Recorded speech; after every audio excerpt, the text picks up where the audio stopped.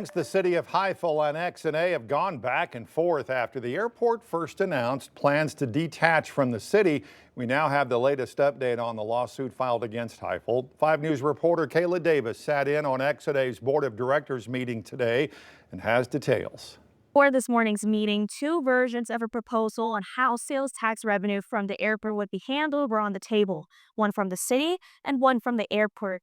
Now, after a unanimous vote from the board, both of those proposals are off the table, and they say they need a fresh start after so much disagreement. Last October, XNA decided to detach from the city of Highfill under Act 769. That law effectively makes all transactions made at the airport exempt from city sales tax. However, Highfill currently has an outstanding bond to pay for water and sewer, and city officials say they heavily depend on the sales tax revenue from the airport to pay it. So on March 17th, the city and XNA came to a verbal agreement that over $1 million would go towards bond repayment. That results in $900,000 to go towards discretionary spending to run the city. But it later came out that Highfill's interpretation of that agreement was $1.5 million to go towards discretionary spending. Highfill City Council member Justin Allen was at the meeting and had a chance to speak against the board to come to an agreement. We are trying to create peace.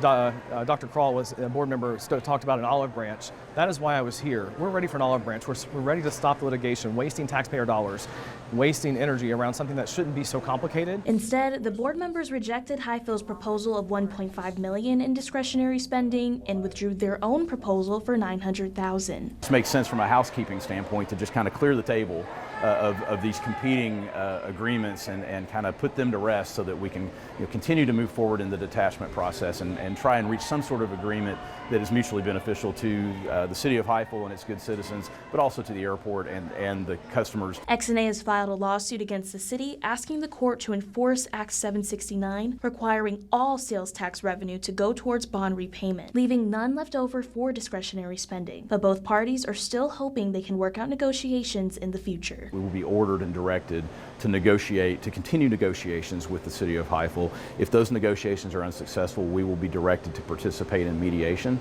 So we have a lot of opportunities in front of us to get this thing worked out. We have to go back to the drawing board and try to figure out why we couldn't accomplish the mission we all wanted to do for our constituents. Turk says this agreement is so important because the larger the amount in discretionary spending, the less that's going towards that bond repayment. And the longer it takes to pay off that bond, the longer you'll have to pay that 2% sales tax on the bagel you buy or the car you rent at the airport.